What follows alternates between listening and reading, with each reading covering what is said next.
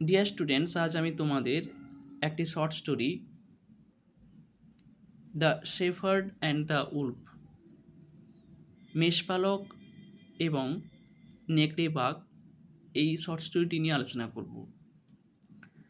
Once there was A shepherd, একদা এক মেষপালক ছিল। He lived in a village, সে একটি গ্রামে বাস করত। He would graze his sheep in a field daily, সে প্রত্যেক দিন একটি মাঠে তার ভেড়াদের চড়াতো। There was a forest near by, কাছাকাছি একটি জঙ্গল ছিল। One day the boy thought of making fun of the villagers, একদিন ছেলেটি গ্রামবাসীদের উদ্দেশ্যে মজা বা কৌতুক করার চিন্তা ভাবনা করেছিল। He started shouting, wolf wolf come and save me, সে চিৎকার করতে করতে বলছিল, নেকড়ে নেকড়ে আসুন এবং আমাকে বাঁচান। দ্য ভিলেজার্স কেম রানিং, গ্রামবাসীরা ছুটে এলেন। But there was no wolf, কিন্তু সেখানে কোনো নেকড়ে বাঘ ছিল না। The boy said that it was a joke, ছেলেটি বলেছিল যে এটি ছিল একটি মজা বা কৌতুক। The villagers went away angrily, গ্রামবাসীরা রেগে চলে গিয়েছিলেন।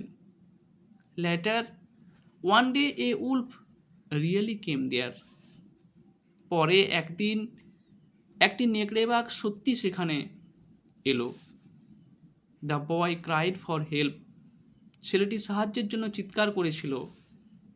But the villagers thought that he was joking, কিন্তু গ্রামবাসীরা মনে করেছিলেন যে সে মজা করছিল। So they did not come, তাই তারা অর্থাৎ গ্রামবাসীরা এলেন না। The wolf killed many sheep and wounded the boy, নেকড়ে বাঘটি অনেক ভেড়াকে হত্যা করেছিল এবং ছেলেটিকে আহত করেছিল। The boy learned a lesson, ছেলেটি উপযুক্ত শিক্ষা পেয়েছিল। He never told a lie again, এরপর ছেলেটি কখনোই মিথ্যে বলতো না। মোরাল, নীতি শিক্ষা বা নীতিবাক্য, নেভার টেল এ লাই, কখনোই মিথ্যে বলো না। অথবা no body trusts a liar, কোনো ব্যক্তি এক মিথ্যুককে বিশ্বাস করে না। এখানেই গল্পটি শেষ হলো।